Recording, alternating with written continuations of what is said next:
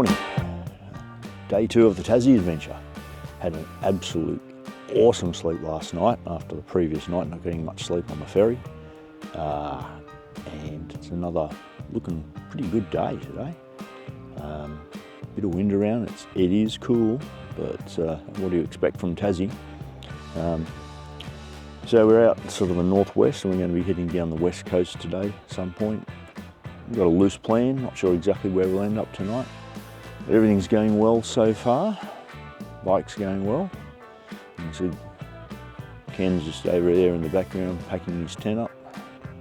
Brad, I don't think it's emerged yet, but that's all good, still pretty early, 7 o'clock. Anyway, so we have breakfast in Stanley soon and make a departure. So just rolling out of Stanley this morning, had an awesome breakfast at the cafe. A nice day, a bit windy, a bit cool. Heading over to the west coast. Should be a ripper.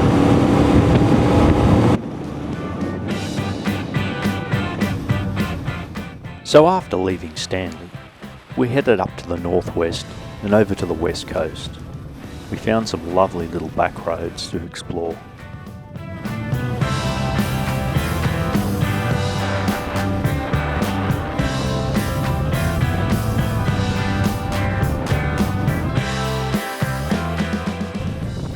We came into the little town of Marrawa. There was not much here, a pub which wasn't even open, so we continued on down to Arthur River.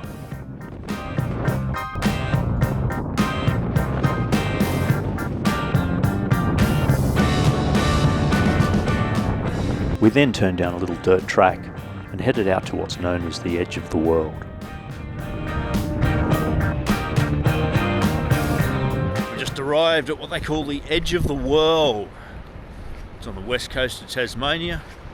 I believe they call it that because the next land out to the west is a bloody long way away. Just walking out to the viewing platform. Check this out.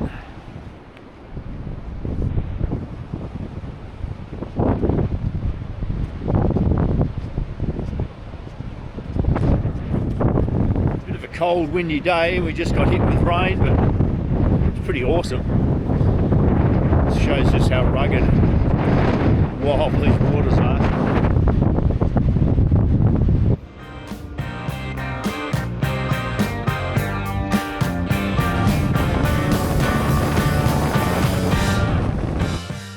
Here's Ken checking out the fuel calculations.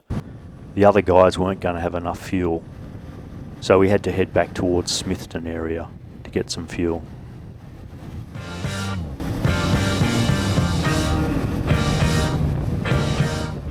Little did we know how often we'd be crossing this bridge.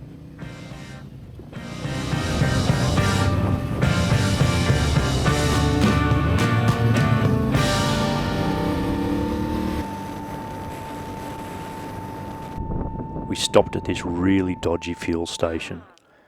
They only had enough fuel to fill my bike and Ken's bike up and put about 2 litres in Brad's, which is funny because he's the one that really needed it. We then crossed this bridge again and parted ways for Brad for a bit. Ken and I were heading out on the Tarkine area and doing a big loop, and Brad was continuing on down to Corinna where we'd meet up with him. We saw this anteater along the road, checked out some lookouts and continued on the loop. What we didn't realise though is that we were expecting to do a loop clockwise and ended up doing it anti-clockwise. So we're a long way behind when we actually came out and had to retrace our steps. And we crossed over the Arthur River again.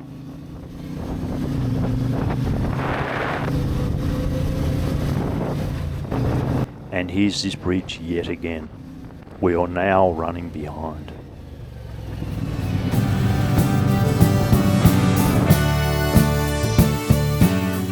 We then jumped on the Western Explorer. This is a road I've been wanting to do for some time, and we had to make up some time as Brad was well ahead of us.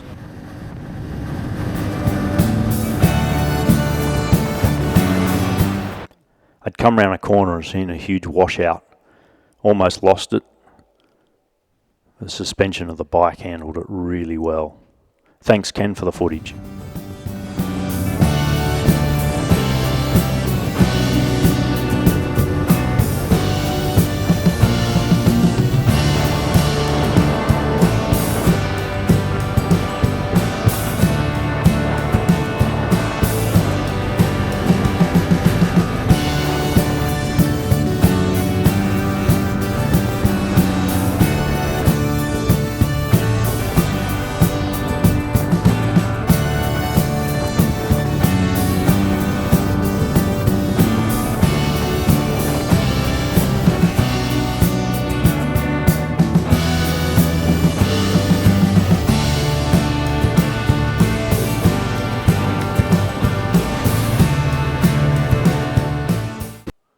One of the highlights of this trip is possibly seeing a Tassie Devil by the side of the road. I've been to Tassie several times before and never seen one, so I think this is quite rare. Unfortunately, by the time I stopped, I was past it, so it was hard to get great footage. But you can see it scurrying up the bank there, and then backlit running along the top of the little ridge there. That was pretty exciting.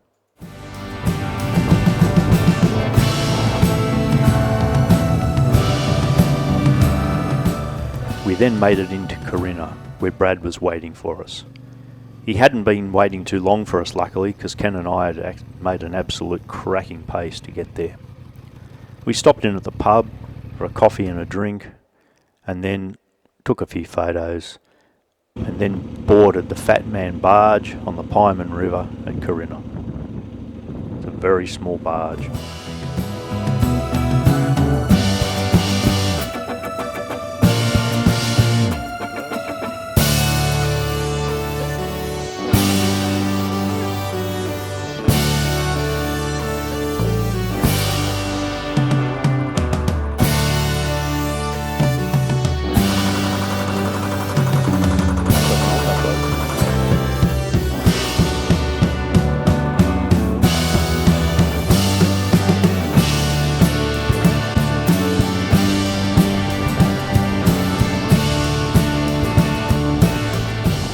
We then made it into the small town of Zeehan.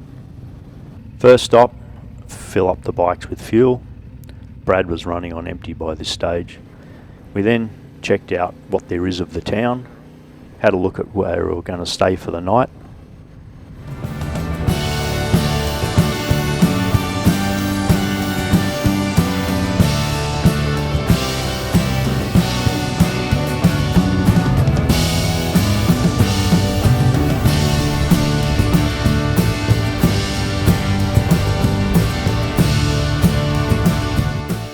Was just a picnic shelter in the middle of town. Yeah, we're here at Zeehan. We intend to free camp in the shelter over there. Should be good. You've got to wait for dark, of course. This is the main street, not much happening here. So this is going to be where we're staying for tonight.